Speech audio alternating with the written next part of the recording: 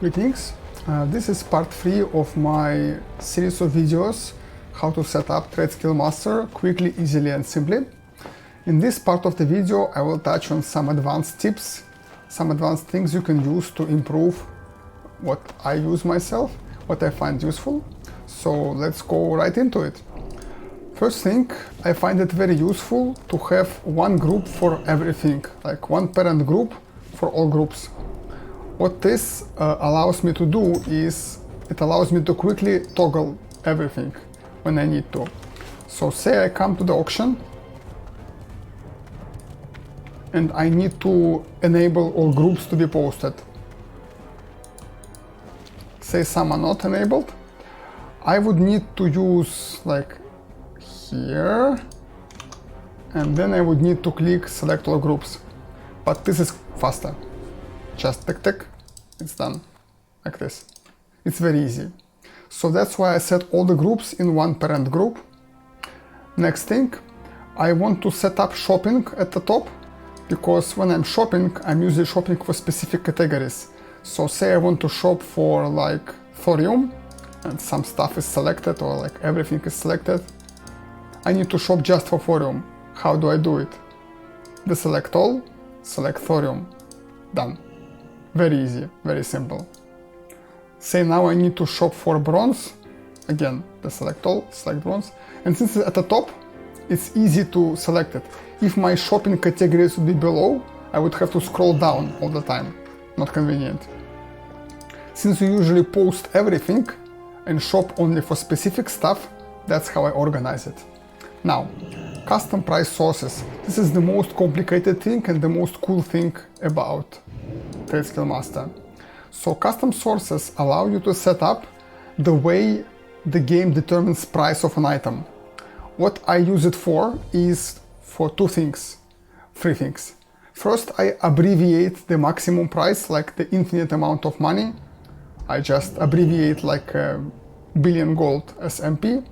Second, I use it to market essences, which can be converted 3 to 1. And third, I use it to basically set up my profit margins all in one place. So how does this work? Let's examine this. By default, the price for an item looks like so. It's like check, first, crafting, DB market, it's all sorts of stuff here. What this means, it's like a code, it's like programming. So, okay, so what this means,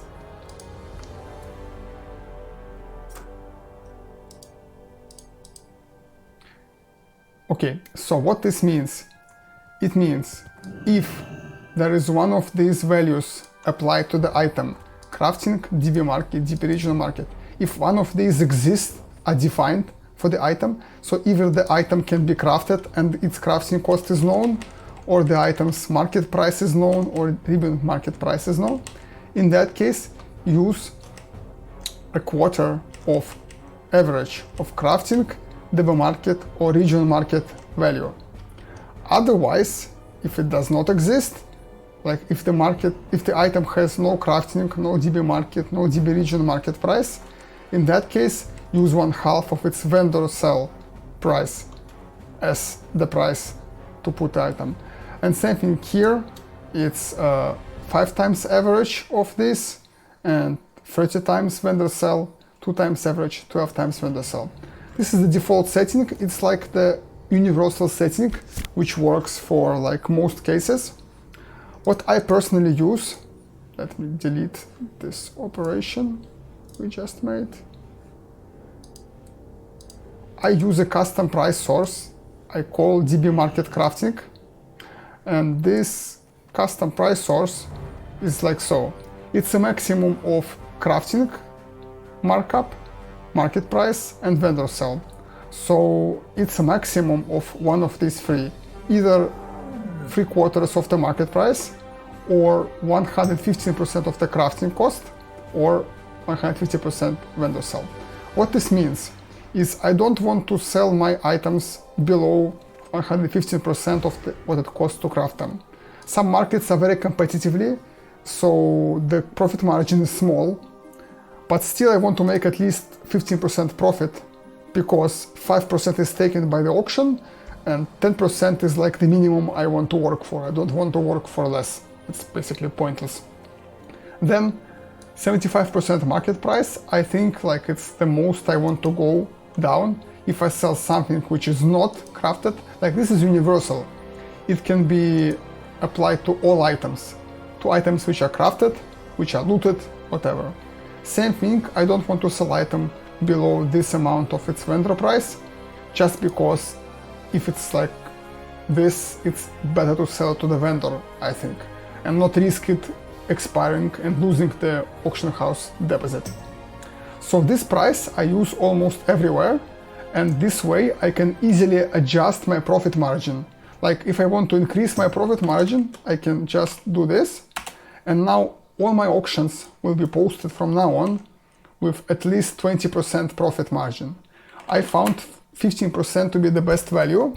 As I said, some markets like potions are very competitive, so if I put too high profit margin, it just won't post at all.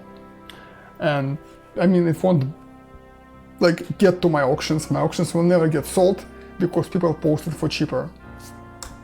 So this is how I use custom prices to use this one abbreviature in all the places. So I can use DB market crafting everywhere. It will mean this.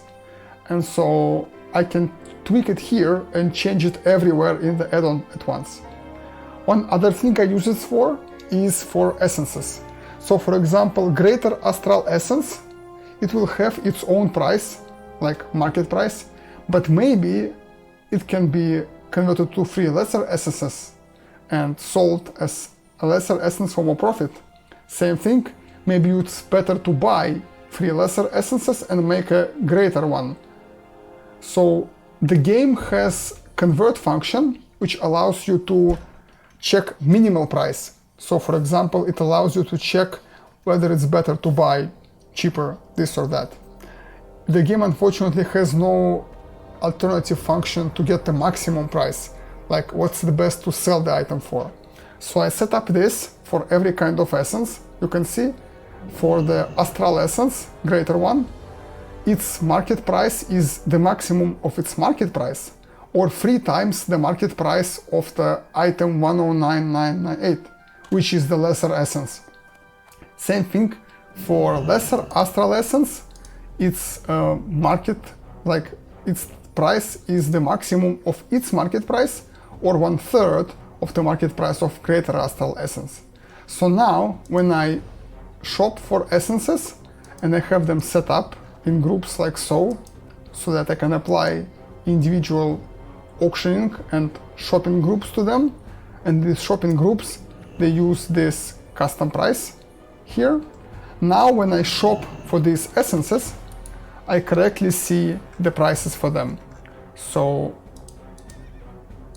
let me demonstrate. Even if like the market price of Greater Magic Essence is 14 silver, but for this it's 5 silver, it understands that even though like it might seem that buying this for 14 silver is like buying that market price, it's really not, because it can be converted to 3 lessers and sold for 5. So this will be below. And one last thing with lesser greater essences, you can craft wands and vendor them, and these wands basically allow you to convert greater magic essences to 15 silver and lesser to 5 silver. So you should never go below those prices on the essences, because you can vendor them effectively for this price.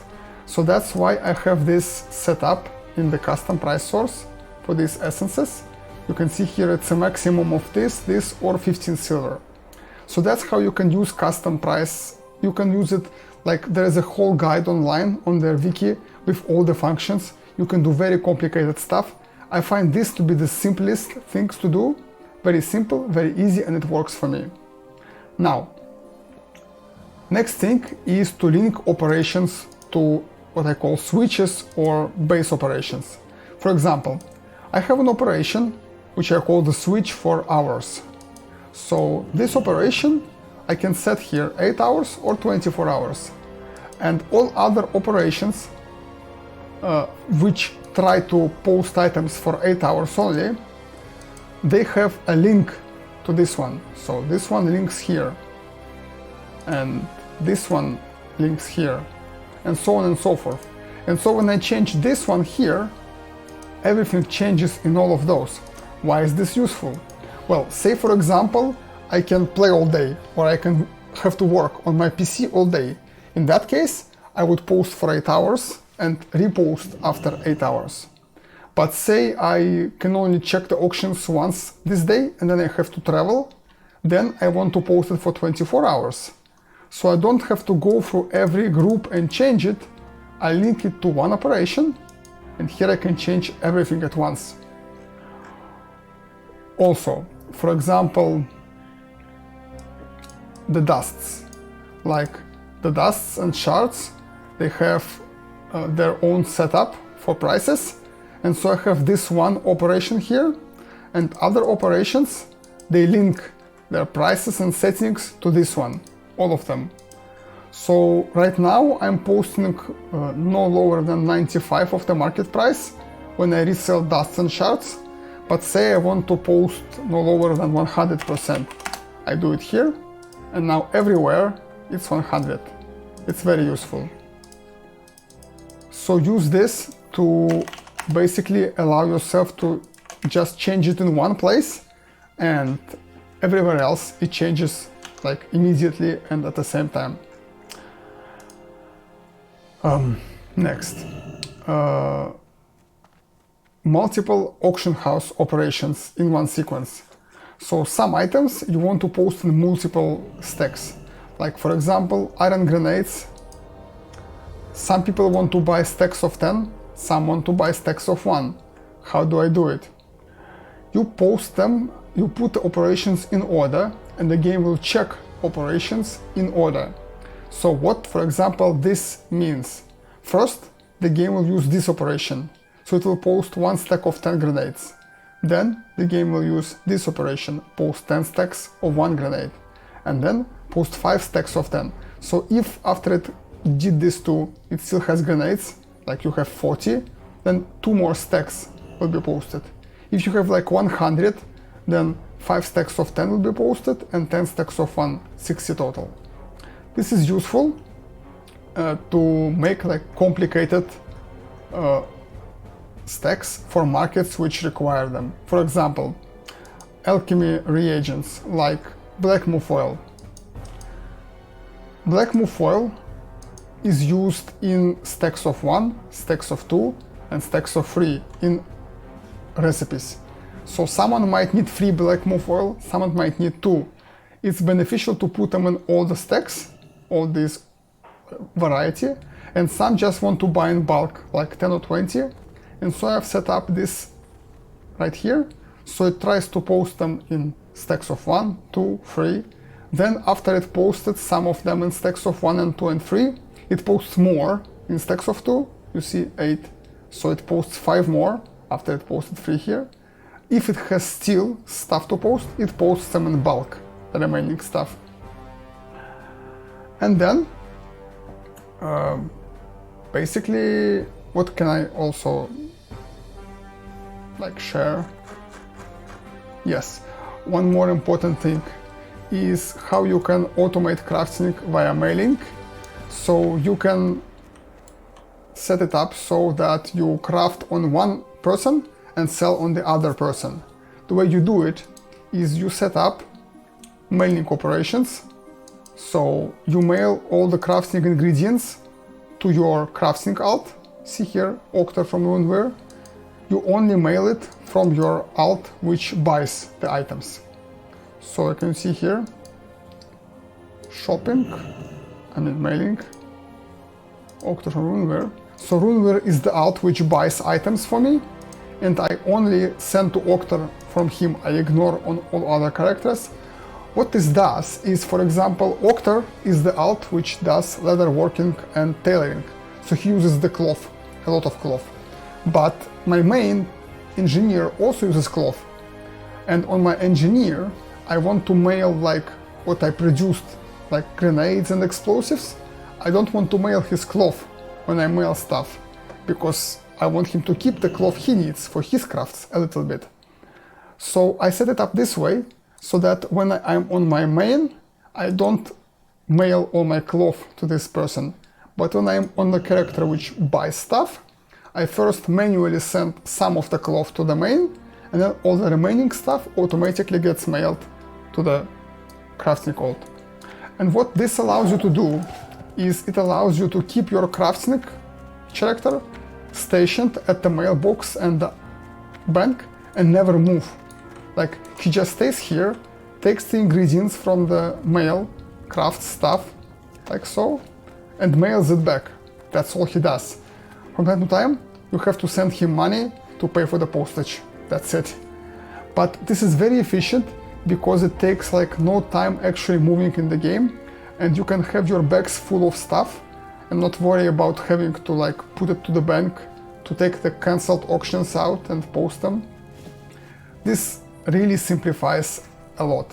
So you set it up like this, crafting ingredients mailed here, and what's crafted is mailed to the alt which sells. It can be the same or a different alt. So here I have mailing, it's sent to auction from auctor. Once again, it's only set to mail from the person who crafts. So if you for some reason, like for example, I have a nightscape tunic on my rogue, so I can use it when I level up once more. Like, it's like, what's it?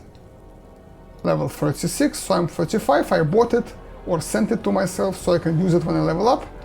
I don't want it to get mailed to this alt to be sold, so I only mail items from this character.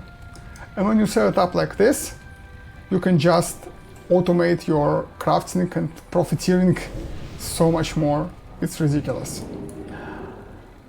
Again, that's it for this video. It's really simple, really easy, and it really automates all your money making when you do this properly. Hope this was useful. If you have any more questions or ideas, like post them in the comments. I will make sure to answer everything. Thank you very much for watching, and share the video if you found it useful. It really helps me. And see you in the next video. Goodbye.